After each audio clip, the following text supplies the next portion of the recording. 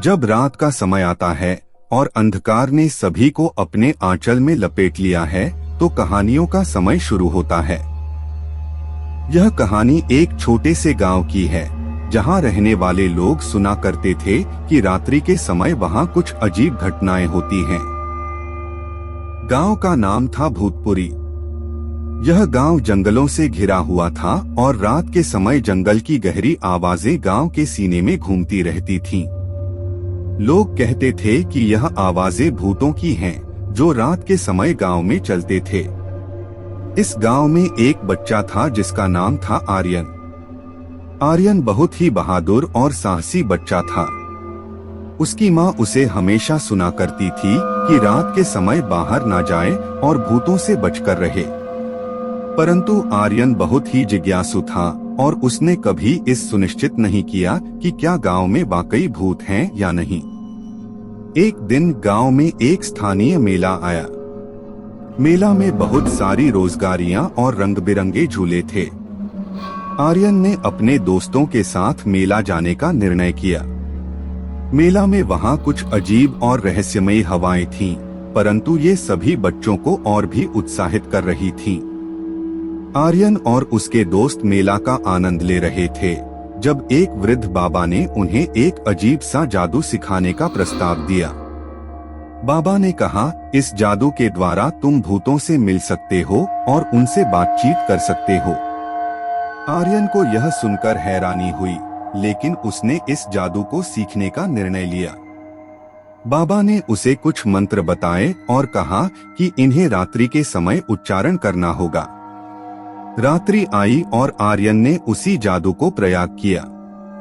वह अपने दोस्तों के साथ गांव की ओर बढ़ा और जंगल की ओर बढ़ते ही वह सभी को बाबा के बताए मंत्र उच्चारित करने लगे। तभी एक अजीब सी आवाज सुनाई दी और जंगल की गहरी छाया में कुछ छुपा हुआ दिखाई दिया। लोगों ने देखा कि एक पुराने मकान की ओर जा रही हैं। आर्यन ने भी उसी दिशा में कदम बढ़ाया। वह मकान बहुत ही पुराना और डरावना था। लोगों के होश उड़ गए और वे डर से थरथराए हुए मकान के पास पहुंच गए। मकान के दरवाजे पर एक अजीब सा संकेत था, इसे मत खोलो। परंतु आर्यन की उत्सुकता ने उसे दरवाजा खोलने का निर्णय लिया। दरवाजा खुलते ही वे सभी एक अजीब सी ऊंची आवाज सुने। तुमने मेरी ताकत को जागृत किया है, अब तुम्हें मेरे साथ रहना होगा। यह कहकर वह आवाज साबित हो गई।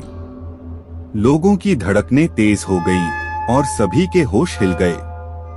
वह आवाज आगे बढ़ी और उन्हें दिखाई दी एक भूतिया स्त्री।